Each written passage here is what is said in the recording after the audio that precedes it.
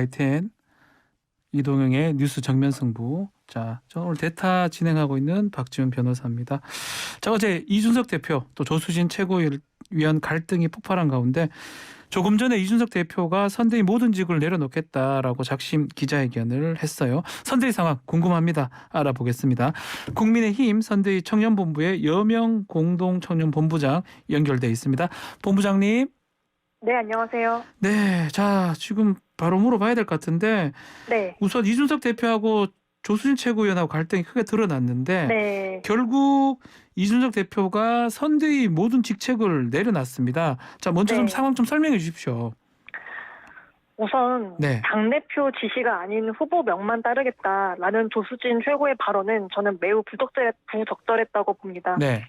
조 최고와 같이 흡사 윤석열 후보만의 호위무사를 자처하는 모습이 우리 후보를 더 권위주의적인 모습으로 대중에게 비치게 한다고 보고 있습니다. 네. 또한 공보단장이자 당 수석 최고위원을 맡고 있는 분이 기자분들한테 당대표의 정신 상태를 의심하는 그런 특정 유튜브를 공유하면서 네. 흔드는 모습 역시 이분이 애초에 공보단장으로서의 자격이 있나 그런 생각이 들고요.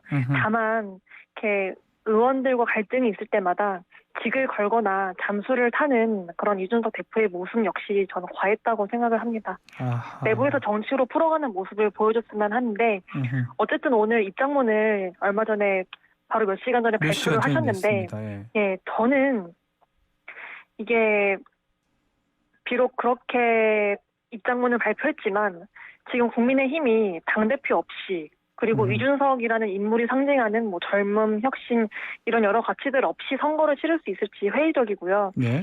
제가 이 대표의 의중은 알 수 없지만 네. 이 선거 전체 국면으로 볼 때 아마 뭐 김종인 최고 총괄위원장님이 나서든 어떻게 하든 갈등이 봉합되지 않을까 싶고 실제로 윤석열 후보님께서도 네. 이준석 대표와의 관계가 저는 좋다고 알고 있기 때문에 네. 아마 좀 더 지켜봐야 하지 않을까 싶습니다. 상당히 위기 상황이다 이 말씀을 좀 하시는 것 같은데 예. 혹시 본부장님도 어제 그 현장에 있었습니까? 선대위 현장에? 아니요, 저는 그 현장에는 없었고 네. 저도 뭐 계속 기사를 보면서 팔로우업을 기사로? 하고 있었습니다. 근데 어제 이제 그 현장에 있던 이수정 공동 선대위원장하고 저희가 인터뷰를 네. 했었는데 네. 이 위원장 말씀이 너무 놀라서 가시방석이었다. 네, 하지만 뭐 민주적 조직이기 때문에 의견 충돌도 조율은 당연하다. 그렇게 또 말씀을 하셨어요. 우리 본부장님 보시기에는 그 정도 수준이라고 보시는지 또 오늘 또 기자회견 보면 작심했다고 네. 보이기도 하고요. 이 대표가. 뭐 공동 선대위원장으로서는 그렇게 말할 수밖에 없다고는 생각하지만 네. 결코 일반적이지 않죠. 그렇죠. 어쨌든 모든 판단의 기준은 국민이 이 사태를 어떻게 바라보고 있느냐로 생각을 해야 한다고 봅니다. 벌써부터 여러분들이 투표할 마음이 안 생긴다. 지금 며칠째 인사 참사부터 시작해서 오늘은 또 당대표와 공보단장의 싸움이냐 네. 하는 이야기들이 많이 나오고 있다고 저는 알고 있습니다. 아하, 참 보기가 안 좋다. 본부장님은 청년본부 본부장님 그렇게 볼 수도 있겠네요. 자, 예, 어쨌든 네. 이 사태를 솔직하고 현실적으로 직시를 해야 네. 대안 마련도 생길 수 있는 거 아니겠습니까? 네. 그래서 그런 현실 직시가 필요하다고 봅니다. 네.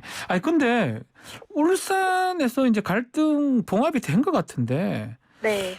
자꾸 선대위 갈등 자꾸 이런 게 일어날까요? 왜 이런 문제 왜 생긴다고 혹시 보십니까? 예, 아무래도 반문연대라는 기치하에 빅텐트를 국민의힘이 치고 있는데 그러다 보니까 너무 많은 분들이 이렇게 우리 후보님과 함께하고 계세요. 예. 한마디로 선대위가 비대하다는 것이죠. 예컨대 더불어민주당 같은 경우는 우리보다 후보 선출을 한 달 정도 먼저 해서 빨리 했죠. 이런 예. 일들을 다 먼저 겪지 않았습니까? 네, 그래서 결단을 하고 선대위 슬림화 작업을 단행한 바가 있는데 네. 근데 지금 선대위가 너무 크고 여러 세력이 참여하고 있다 보니까 하나의 통일된 목소리가 나오지도 않고 인사 영입에 있어서도 계속 사고가 터지고 있습니다. 한마디로 맥락이 없는 거죠. 그러니까 총괄 선대위원장으로 김종인 위원장이 뭐 내용 끝에 왔지만 예. 이 거대한 선대위를 실제로 총괄하고 있는지는 좀 회의적이고 좀 지켜보다가 언젠가는 후보님께서 결단을 해야 할 시기가 오지 않을까 싶습니다. 나 이 질문도 꼭 드리고 싶은데 제 네. 일각에서인데 제 생각 또 네. 아니에요. 일각에서는 혹시 이준석 대표 그 나이가 좀 어리기 때문에 중진이나 이런 분들이 무시하는 거 아니냐, 이것 때문에 문제 생기는 거 아니냐, 이런데 우리 여명 본부장님 보시기에는 좀 어떻습니까? 그런 시각은 일부 뭐 어르신들이 네. 좀 젊은 정치인을 안 입곱게 보는 그런 시선도 있을 것 같고, 네. 하지만 이게 기본적으로 당대표가 젊어서 문제가 발생한다는 주장이 전 국민들의 일반 여론이라고는 보지 않아요. 그렇죠. 오히려 민주당이 상당히 저희 당을 부러워했거든요. 어떻게 민주당도 아닌 보수 정당에서 37세 당대표가 나올 수 있지 30대 하고, 당대표가 나왔어요. 예. 와. 예, 그러니까 우리 당, 저희 당과 같이 유연함을 꿈꿀 수 없는 상대 정당이나 일부 경직된 언론에서 지지를 짐작하는 경향이 강한 것 같아요. 네, 알겠습니다. 네, 저 역시 31살의 나이로 홍 대표님 경선 대변인을 혼자 수행했었고, 네. 그러니까 어쨌든 그런 프레임들은 뭐 청년 세대 정치인들이 함께 극복해 나가야 할 문제인 것 같고, 또 개인의 역량으로 뚫고 나가야 될 시선들 같습니다. 네. 자, 그렇다면 이준석 대표 이제 선대위를 떠난 겁니다. 돌아오진 않겠죠? 어떻게 향후 어떻게 좀 될 것 같습니까? 결국 김정은 위원장이 나서야 된다, 이렇게 아까 말씀하셨는데요. 예, 저는 지켜봐야지 알 것 같습니다. 네. 또 벌어지지 않을 수 없는 일 같은 건 없으니까. 아까도 말씀드렸다시피 이준석의 상징하는 여러 가치들이 있잖아요. 그렇죠. 이준석 개인의 뭐 성품이나 뭘 떠나가지고 당대표가 됐을 때 그 국민의힘의 변화를 바라는 그 열망을 등에 짊어지고 있는 분이기 때문에 네. 아마 이분 없이 선거를 치를 수는 없을 거라고 저는 보고 있어요. 어떤 형식으로든 갈등이 봉합되지 않을까 싶습니다. 돌아와야 된다라고 우리 청년 본부장께서는 말씀을 주셨고요. 하여튼 그거는 뭐 오늘 이제 기자회견 했으니까 좀 지켜보도록 하고, 좀 많이 궁금한 것들이 꽤 많습니다. 네. 야, 참 신지혜 대표, 한국 여성 정치 네트워크 대표가 합류를 하면서 여러 가지 얘기가 있는데, 좀 단도직입적으로 우리 본부장님은 어떤 생각을 갖고 계십니까? 우선 아마 신지혜 씨를 영입한 것은 2030 여성표의 확장을 위해 영입한 거라고 저는 믿고는 싶어요. 믿고는 싶은데. 네, 그런데 제가 어제 각 여대 익명 게시판, 이른바 에타라고 하는 것들을 쭉 살펴봤어요. 여론이 상당히 부정적이더라고요. 저도 좀 보니까 좀 그런 걸 봤어요. 네. 예, 그러니까 2030 여성들이 상당히 아주 똑똑합니다. 그래서 상당히 똑똑합니다. 신지혜 씨가 페미니즘 운동을 하면서 자신이 비판해왔던 모든 것들을 부정하고 국민의힘에 들어온 것 아니겠어요? 근데 그러한 선택에 대해 20대 여성이 저는 오히려 분노하고 있다라고 보고, 무엇보다 이 페미니즘 정당이 상징하는 것이 비단 여성권에 대한 것이 아닌 소수적 가치에 대한 모든 것들을 위해 투쟁하는 정당이 페미니즘 정당이에요. 그래서 이런 소수 정당들이 연합해서 활동하면서 독일식 다당제를 추구하는 것인데, 저는 신지혜 씨가 차라리 솔직히 이제 군소 정당 활동하기 싫다. 어떻게든 주류 정당에 들어와서 뭔가 이 주류 정당과 함께 내 뜻을 펼치고 싶다라고 솔직하게 말을 하셨으면은 이렇게나 위선스럽게 느껴지진 않았을 텐데, 뭐 페미니즘 계속 하겠다라고 하니까 저는 이거는 자살골 같은 영입이었다고 보고 있고, 뭐가 안 맞다.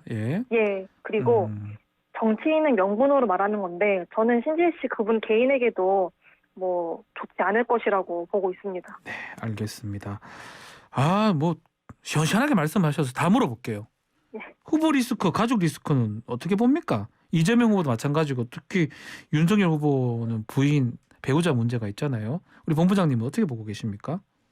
그러니까 가족도 검증의 대상일 수밖에 없지만 지금 여야 간 네거티브 공방에 국민 피로도가 상당히 높은 상황입니다. 그것도 맞아요. 그러니까 요즘 언론들을 보니까 얼마 전 주로 나온 기사들이 양측의 스피커들이 있잖아요.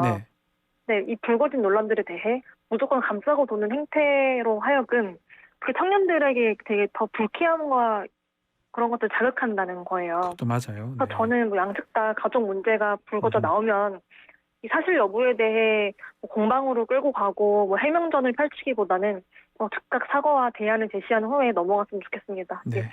국민들이 이러신 것 같더라고요. 논란 그 자체보다는 논란에 대응하는 태도를 보고 판단을 하시는 것 같습니다. 죄송합니다. 이재명 후보가 윤석열 후보보다는 좀 더 빨리 사과했다, 이런 얘기도 하잖아요. 이건 또 어떻게 보십니까? 아무래도 이재명 후보가 선출직으로 지금 계속 성남시장부터 경기지사도 그리고 하고 또 경기도지사까지 그렇게 해온 인물이기 때문에 그러한 뭐 표심에 대한 그런 정무적 판단은 더 빠르다고 생각을 합니다. 그래서 그런 것이다. 네. 자, 알겠습니다. 자, 김진국 민정수석 아들 입사 지원서 논란이 되자 김 수석이 즉각 사임을 했는데 이 문제는 우리 국민의힘 입장에서는 또 어떻게 보십니까? 이미 이재명 후보 아들의 그런 어마어마한 흔적들이 속속들이 공개되고 있어서 전 그것에 비하면 차라리 작은 사안처럼 보일 정도예요. 근데 저는 이 민주당에서 이런 일들이 터져 나오는 것이 하루 이틀 있는 일이 아니라고 보고 있고 이게 조국 전 장관 가족부터 그때부터 뭐 한 명 한 명 더 열거하기 어려운 뭐 지방 의회 의원들의 뭐 아들의 성추문, 성희롱, 성범죄 이런 것들 심각한 일들이 많아서 저는 이번 정부 내내 가장 큰 리스크가 이 정권의 가장 큰 리스크는 진보 진영, 이른바 민주 진영이라는 곳의 민낯, 위선, 거대한 위선이라고 봅니다. 아마 찾아보면 이런 문제점은 빅나게 일각이기 때문에 국민들도 상당히 피로감을 느끼고 계시지 않나. 실망을 할 것도 없는 거죠. 알겠습니다. 우리 여명 본부장님이 그 홍준표 의원의 대변인 활약을 했는데 홍준표 의원이 최근에 선대위한테 안 좋은 또 쓴소리 같은 걸 하고 있습니다. 혹시 좀 얘기도 하고 있습니까? 우리 본부장님하고? 그러니까 걱정을 많이 하시는 거죠. 걱정하시는 겁니까 이거? 네네, 걱정을 하시면서 이게 그러니까 보면은 지원이라는 것이 무조건 감싸고 도는 것보다 쓴소리를 해주면서 옳은 방향으로 이끌어가는 것이 당의 어른으로서의 역할이라고 저는 생각을 해요. 전 대표님께서 그렇게 행보를 보여주고 계시다라고 생각을 하고 많은 분들이 아직 모르고 계시는데 홍준표 의원님 역시 지금 대구 선대위에 계셔요. 고문으로 합류해 계십니다. 근데 본 선대위 오셔야 되는 거 아닙니까? 그런 행보는 대구 의원님께서 판단을 뭐 아는 거 있으면 좀 얘기해 주세요. 대구에 계속 계시는 겁니까? 네, 제가 말씀드릴 부분이 아니라고 생각을 합니다. 네, 알겠습니다.